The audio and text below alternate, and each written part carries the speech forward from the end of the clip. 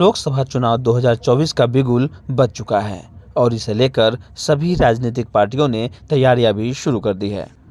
नेता फिलहाल पंचायत पंचायत पहुंच रहे हैं और पार्टी की मजबूती को लेकर चर्चाएं कर रहे हैं। इसी बीच उजियारपुर लोकसभा सीट के लिए भी राजनीतिक पार्टियों ने मेहनत शुरू कर दी है। बता दें कि इस सीट पर 10 सालों से बीजेपी के उम्मीदवार नित्यानंद राय राज कर रहे हैं। वहीं आरजेडी इस सीट पर कब्जा जमाने की तैयारी में जुट गई है और यहां से पूर्व मंत्री आलोक मेहता पर पार्टी भरोसा जता सकती है। इसी उद्देश्य से बुधवार को आलोक मेहता और उनके साथ पूर्व विधायक प्रेमा चौधरी पहुंची, जहां सैकड़ों की संख्या में पार्टी के नेता और कार्यकर्ता मौजूद थे।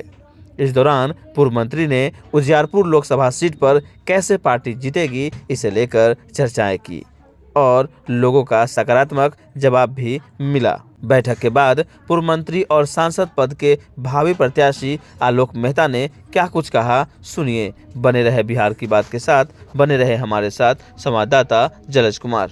सबसे पहले सर, फतेहपुर की धरती पर आपका बहुत बहुत स्वागत है। धन्यवाद। आपसे मेरा पहला सवाल है कि आपके भूमि राजस्व मंत्री रहते हुए जिस तरह की काम काज की बात हुई और इस बार जो अभी सरकार बदली और उसके बाद जिस तरह से लोगों को परेशानी हो रही है, क्रेता विक्रेताओं दोनों को, इस पर क्या प्रतिक्रिया है सर? ये फीडबैक तो जनता से लेना चाहिए।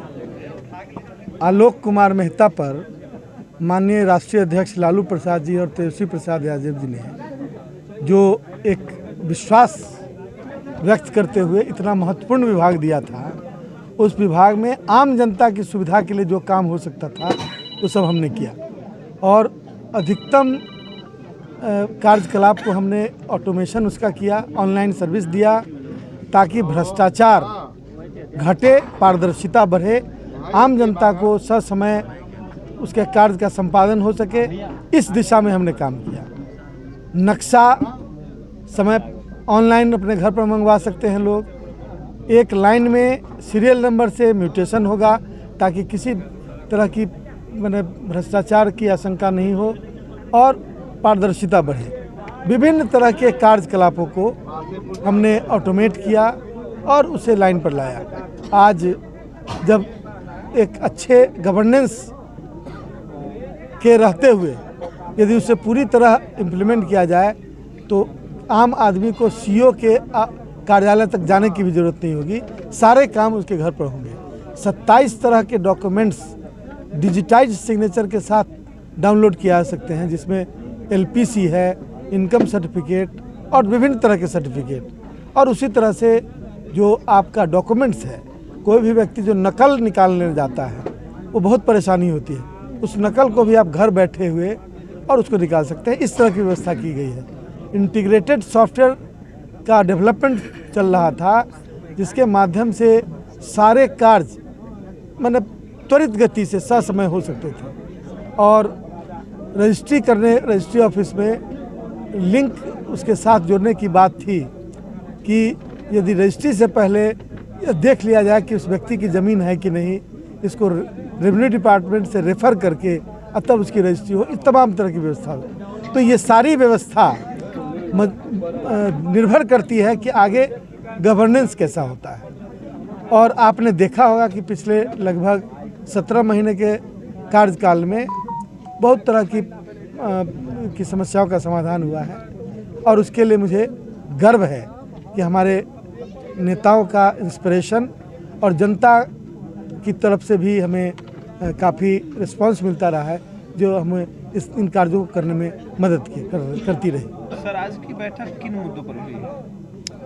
आज की बैठक बस हमारा कार्यक्रम इधर था और प्रखंड अध्यक्ष जी और तमाम साथियों का प्रस्ताव आया कि आप आ रहे हैं तो इधर से होते जाइएगा, कुछ लोग आपसे मिलना चाहते, मैं उसे वही मिलने के लिए आया था। जिस उजियारपुर लोकसभा क्षेत्र से सर आप सांसद रहे हैं और वर्तमान समय में जो सांसद महोदय हैं उन्होंने बहुआरा को गोद लिया था, लेकिन वो बहुआरा अभी अनाथ बना हुआ है, तो इस पर सर आपका क्या व्यक्तिगत विचार है और क्या कहना चाहते हैं?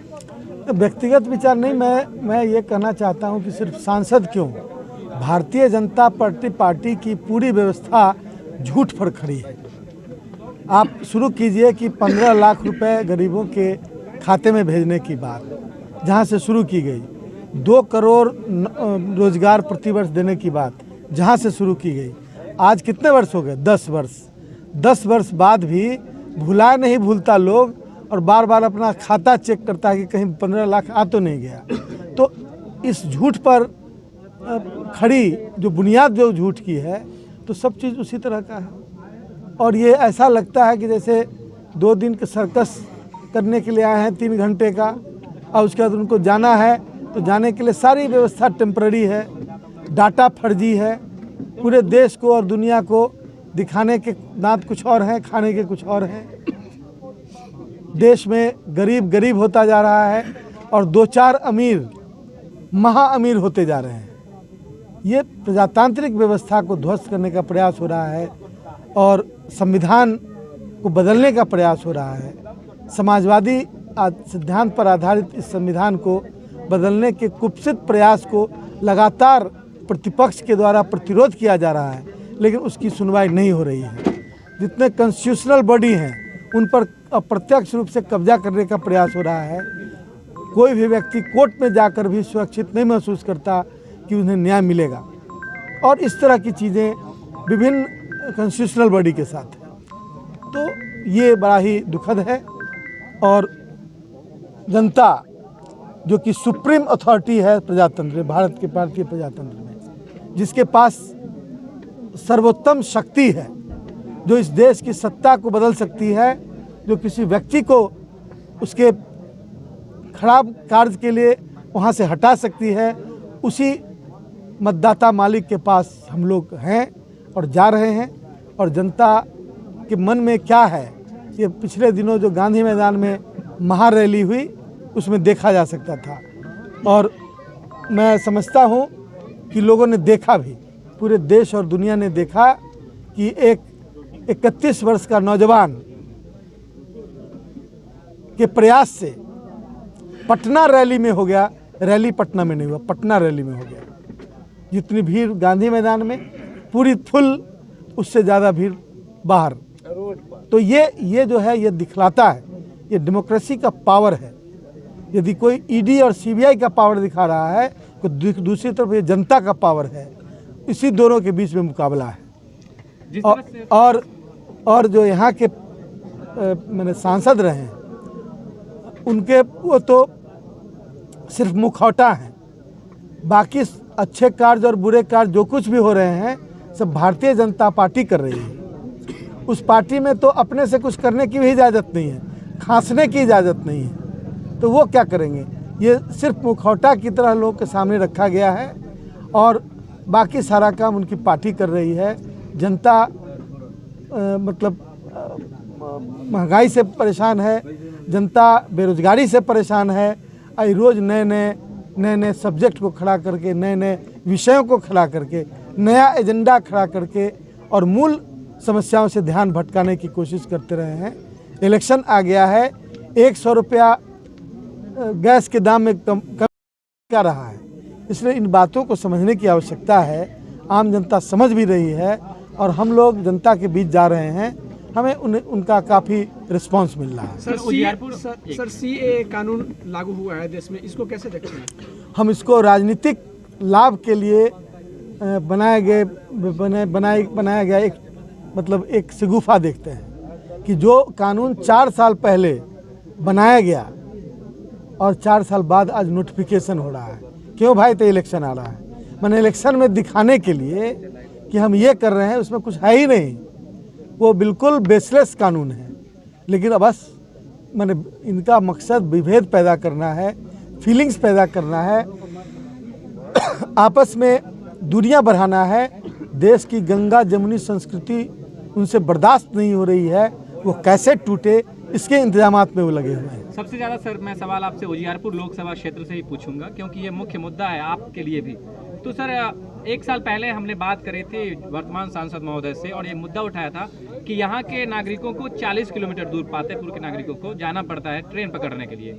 रेल लाइन की स्वीकृति की बात उन्होंने कही थी, लेकिन अभी तक साल बीत गए, कोई इस पर चर्चा नहीं हुई है। क्या हम आपसे आशा करें कि आपकी जब सरकार आएगी या फिर आप सांसद बन के आएंगे, तो आपकी प्राथमिकता, आपकी प्रायोरिटी होगी कि सबसे पहले रेल लाइन की व्यवस्था पातेपुर में करवाई जाए? आपको याद होगा कि मेरे सांसद रहते हुए ये मसला उठा था और हमने ही उठाया था, और प्रेमा चौधरी जी उस समय यहाँ की माननीय विधायक थी, और हमारे कई विधायक इस सीरीज में थे। जो रेल लाइन चलना था उसका सर्वे भी शुरू हुआ था, लेकिन हमारी सरकार दुर्भाग्य से चली गई। लालू प्रसाद जी रेल मंत्री नहीं रहे, उसके बाद कई रेल मंत्री आए, विभिन्न तरह के मतलब प्रस्ताव लिए गए। अब तो रेल ऐसा लगता ही नहीं कि सरकारी व्यवस्था है उसमें। अब ऐसा लग रहा है कि कोई पटरी लिए हुए भागा जा रहा है अडानी, कोई अंबानी उसका डब्बा लिए हुए भागा जा रहा है, कोई कैटरिंग सर्विस लिए भागा जा रहा है। यानी कि पर्जा तोड़ के उसको प्राइवेटाइज किया जा रहा है। जो देश का सबसे बड़ा एम्प्लॉयर इंस्टीट्यूशन था उसको समाप्त किया जा रहा है, और इससे आरक्षण प्रभावित हो रहा है, इससे नौकरियां प्रभावित हो रही है। जो नौकरी पहले सरकारी हुआ करती थी, अब वो कॉन्ट्रैक्ट के बेसिस पर या फिर ऑफलोड करके उस काम को कराया जा रहा है। ये बिल्कुल एम्प्लॉयमेंट जनरेशन का वादा करने वाली सरकार के द्वारा बिल्कुल उल्टा काम किया जा रहा है। आम जनता खोज रही है सर्विसमैन को। जो तेजस्वी प्रसाद यादव जी ने बिहार के अंदर दिया कि 17 महीने के शासनकाल में लगभग 5 लाख नौकरियां दी, और इस तरह का ज़ील देखना चाहती है जनता और देश के नौजवान, राज्य के नौजवान। मैं समझता हूं कि नौजवानों के हाथ में इस बार का निर्णय है, बहुत महत्वपूर्ण निर्णय है, और सारे नौजवान बूथ पर इस बार तैनात दिखेंगे। धन्यवाद।